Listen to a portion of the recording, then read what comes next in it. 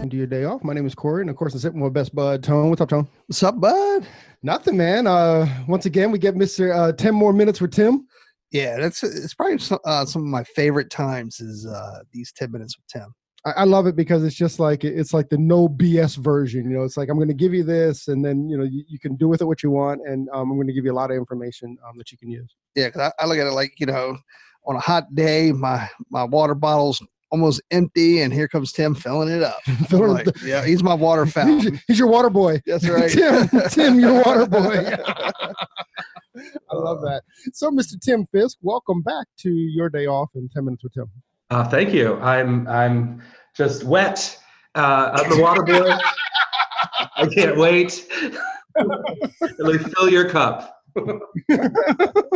Fill your knowledge cup. Fill your knowledge cup. No, that's right. I love it. Tim, what are we going to talk about today, bud? I want to have a conversation about just a marketing conversation. So I've been doing a lot of brand marketing with salon companies lately. We have this owners module at Summit, and so I spend the day with a salon company. We really dissect their brand, and I've actually developed this too with the self-employed stylist curriculum that we did at Summit, and we have these conversations. I think I talked to you guys about it when we talk about a brand promise, but I want to have a conversation about how we articulate what we believe versus what we do in this industry. So, wow. Yeah, so silence, right?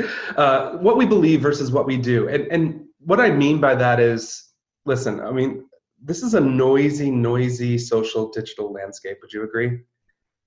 I mean, completely. Yeah. I mean, it's trying to figure it all out. It's trying to filter through it, right? Yes, and it's all about trying to filter through it. I feel like everybody has something and absolutely nothing to say at the same time, right? That's like him and I. Yeah. No. I mean, if you just pop onto Facebook, it's like everything's just exploding in your face, and like this, that, and the other thing. And I don't even know if any of it has any real meaning at the end of the day. I mean, I think sometimes we happen upon these things that evoke a little bit of emotion in us, but I think people criticize social media and just the digital landscape is something that erodes human interaction. That computers in this new digital age has separated us and actually built rifts in between us. I would like to, say that I think we can utilize our social digital footprint, our brand footprint, to bring ourselves closer to others. But in order to do that, we actually have to open ourselves up and have a real conversation with our guests, our potential guests, about what it is that we believe, what it is that drives us, why we get up in the morning. So basically our why, what's our why and why are we here to service you today? Is that what you're talking about? I am, yeah. And I think, that has been thrown around a lot in TED Talks. And I even said it, I think, on a previous podcast, like finding your why. It's a buzzword when we're talking about branding and marketing, and it's important. I'm not trying to discount it and say it's not important.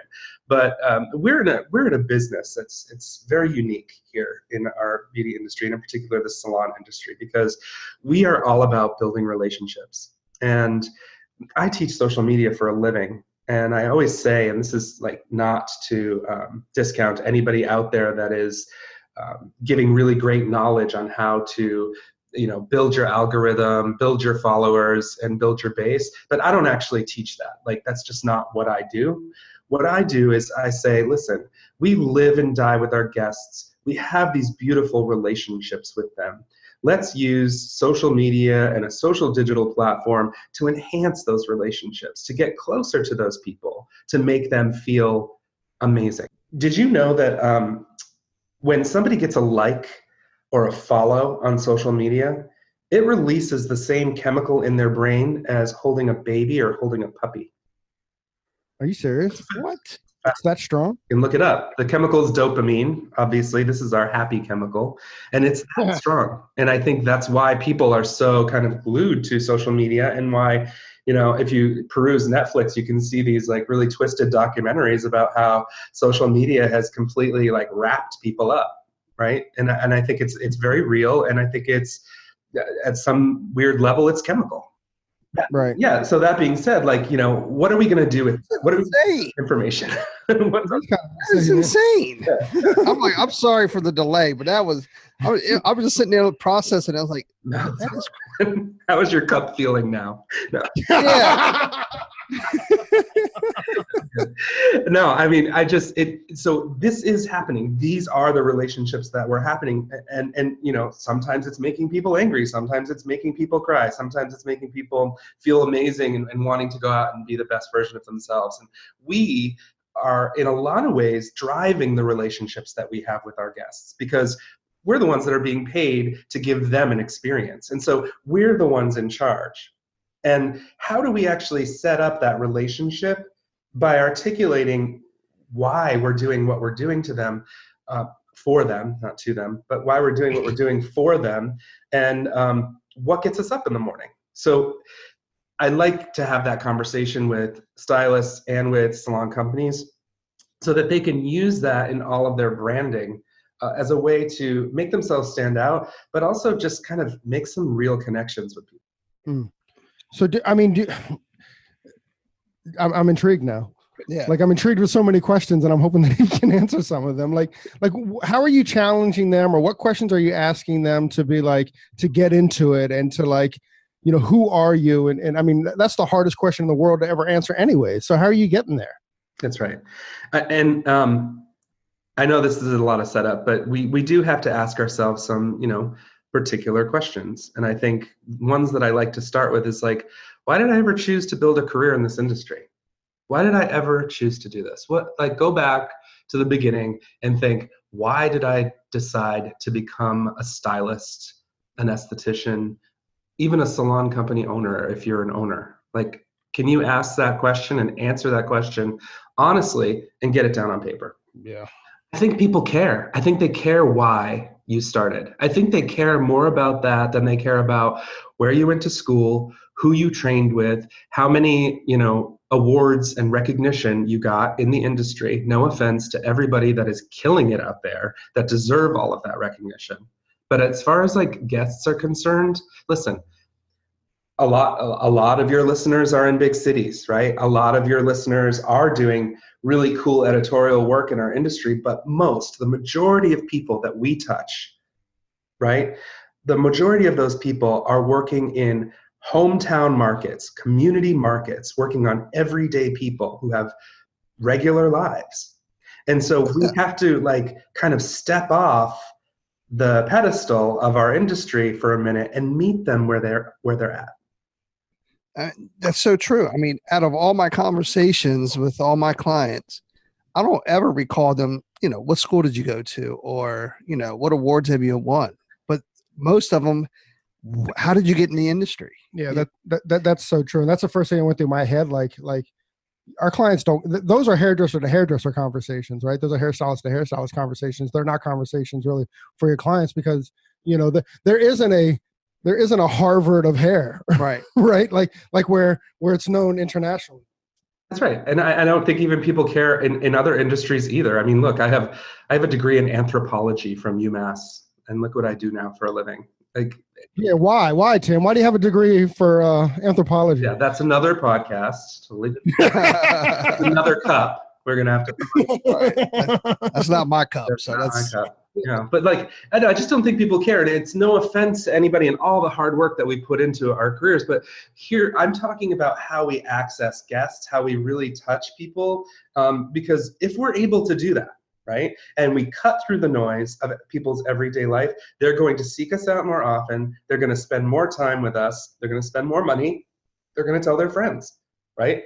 That's what it's all about at the end of the day. When I'm giving marketing advice, I'm talking about how do we penetrate our market. And I think that the way that we do that is by making ourselves a little bit more vulnerable. And I'm not talking about fake vulnerability. Fake vulnerability is something that people use sometimes in order to manipulate people. And I wouldn't want you to do that. There's Power to Lead by Brene Brown. Have you ever read that book? It's pretty cool. She talks about vulnerability. I really love it. And I've incorporated a lot of that stuff into the marketing conversations that I'm having. But vulnerability, when it's real, when it's true, and it's coming from a place of integrity, I think it just makes us relatable and accessible, right? So when you're talking about why you got into this industry, you're exposing like your hopes and dreams for yourself and what you've always wanted to achieve, your vision for yourself. And I think that's something that people care about. I think in to that point, like a hair salon, even for a hairstylist, a hair salon is a very intimidating kind of space to walk into, and even with the guest experience, it's a very intimidating space to walk into. So, by being, by living in that vulnerable space, I think that it makes it a little bit easier for that connection with the guest. Even if you're the only one and they're being vulnerable, you know what I mean? Even if you're the only one in that space, at least there's a hand on your shoulder, that I don't know. I don't even know where I'm going with this really. No, you're hitting the nail on the head. L'Oreal did a study and incorporated it into a class called Salon Emotion that some of your listeners might even be familiar with. And they, culminated a lot of statistics, and I think it's like 87% of salon visitors feel completely intimidated when they walk into a salon, right? And think about it. Yeah, think about it, because it's like, here are all these people that look beautiful, that are all put together. There's a lot of strange people in there that you don't know. And, not everybody shows up to the salon all dressed up and ready to go, right? In fact, most people don't. So they're already in that vulnerable position and exposing themselves a little bit too. So can we meet them where they're at in that regard too, and be a little bit vulnerable and talk a little bit about our why, about what gets us up in the morning? And that brings me to my next question, which, we said, why did I ever choose to build this career? So getting to your hopes and dreams. And then how about, like, what gets me up every day and what drives me to work with my guests? Like, sit down and really think about what gets you up every day, what drives you to work with your guests. Like, what is your favorite guest experience and how does that energize you? If you can articulate that in some way, then I think you're going to evoke emotion in not just your current guests, but potential guests. And when they're measuring a choice between one stylist and another, even if it's on social media, and you can in some way articulate that brand perspective, they're going to gravitate towards you every single time. This is strong stuff. And, what came to mind too, while you're talking about this, Tim, and if you do, some of the other marketing thing that we've talked about, on probably 5 podcasts now about, how to set yourself different, in a digital sense, how are you communicating with your clients in a digital sense, and then you put this on top of that. And now all of a sudden you become like this really like helpful, real person, right? Yeah. Which is game changing.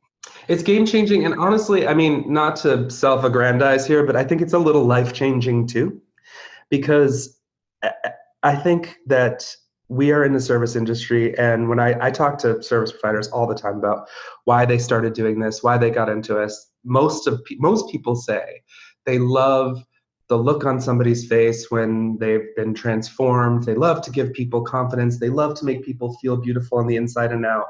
All of these things that kind of follow the same train of, like, they love to inspire and have an impact and make people feel good about themselves. Somewhere along the line between that original inspiration and just the daily grind of what we do, we forget to come back and touch that and articulate that and share that with the people that we're working with. And when we lose that, I think our work loses meaning. If we're able to lift that up and bring that to the fore on a daily basis, even if you can on a daily basis, then I think you have a more meaningful, a deeper, more gratifying relationship with your career. And you truly are living in service to others, which I think is a life well lived. People actually do. They come to us, they pay us money, and then they build real relationships with us because we do for them what, I don't know, every single one of us battles every single day, which is low self-esteem or some feeling like we're not good enough, right? And we're kind of moving into this other realm of conversation, and I'll pull it back to marketing, but we, at the end of the day, we have to remember that those are the real humans that are kind of walking into our businesses, that are walking into our suites and sitting in our chairs. And we have to honor that in some way. And from a branding perspective, we can do that in our bios on our websites, in our about sections, on our social media platforms, and also in our brand voice as we're captioning things, as we're talking about our guests and posting pictures of them on social media. Like, can you imagine a lens of gratefulness, gratitude, and honoring your guest as a way to also articulate your brand, your why, and what motivates you as a service provider in this industry. I love that. Do you have an example of what an about would look like? Kind of, I guess I'm kind of like lost in what that would be. So what while you're writing your about section on your website or on your Instagram page, just give us an example of kind of what that would sound like or feel like from a brand perspective. Sure. No pressure, right? No, I'm just kidding. Yeah, so like I can even just reference my own salon company where we've tried to put these things into practice, right? So we have a value statement on our website that's more in depth. And then basically what we say is like, look good, feel good. It's not just a catchy phrase, it's at the core of our values. We believe that everyone can and should feel beautiful, and that one's definition of beauty is highly individual and personal and should be self-determined and respected by others. So that's amazing. Tim, real quick, will you give out your website real quick just so people can reference it? Yeah, it's Salon Hairdustry, HERD like David, IS like Sam.com. Awesome, thanks. Yeah, so like, and that's in our values section. And basically it's our value statement and it's what drives us. And it is also reflected in other formats. So if you go to our Instagram, which is the same, Salon Hairdustry, what you'll see there, and we keep it light and fun because that's what Instagram is, that's what the platform is, but it says glamour, grammar, balance, and luck. Define beauty on your own terms. So here we are again now repeating the same sentiment, but in a platform that's much more light, much more capricious, much more fun, but still kind of says the same thing. That's so smart. That's good stuff. Yeah. And it translates even into the bios of all of my staff. So those two questions, those were the questions that I asked, right? So if you go to the staff bios, you'll see things like, I love working with my guests because ... What gets me up and every day is blank, right? I really believe that those kinds of bios are so much more engaging, are so much more accessible, and so much more moving to a guest or a potential guest in making a decision on whether or not they're going to come into an intimidating environment, expose themselves, and spend some real money. It's actually interesting too. I mean, if you're a salon company and you're writing out these bios, is just ask those two questions, right? That Tim just gave. And then, the whole bio comes from there, right? That's genius. Exactly. There are like lots of examples of salon companies. I mean, mine is not the only one. I've been inspired by others. And, there are a lot of people that are doing this out there. And I just say like, thank you so much for just bringing back all the reasons why our industry is incredible, why it's amazing, and why it's a great choice for anybody who's looking to be creative and live in service to others. I think that's what we need to hear more about. You're barking up the right trees over here, man. That's right. We dig that. Yeah, you guys are about that. So. But it's funny how my salon and Salon Hairdustry has the exact same thing, right? Like, word for word. Right. Look like you copy and pasted there, Tim. Somebody did.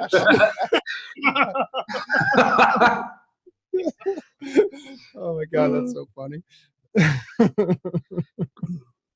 All right, Tim. Yeah, thanks, guys. That's what I got on that. I'm thoroughly now inspired. Now I'm like, what am I going to do next? What am I going to do for the rest of my day? That's awesome. Oh, man, we love you so much, brother. Tim, man, again, the filler up of the knowledge cup right here, Mr. Tim. My cup runneth over with some Tim. I dig it. I dig it. Tim, again, thank you very much for joining us on your day off. And, at least 10 minutes with, we got to change the name, at least 10 minutes with Tim. Cheers to you guys. Thanks, Tim. Bye. Hey, so there it is. Hey, this is a message that we've been trying to bring, I don't know, for the last couple of months, actually since we started the podcast. Hey, so if you like the podcast or if you find that it's useful, please leave us a review, a 5-star review on iTunes. Leave us a rating and a review. But if you don't like it, forget about it. Yeah, totally forget about this message. We also want to thank Sarah and Blaine from Pretty Gritty. Sarah and Blaine, they are a band out of Portland, Oregon, and we just want to thank them very much for allowing us to use their song, Pleased to Meet You, on our podcast. That's cool. I think you can find, actually you can find their music on iTunes. Peace and hair grease.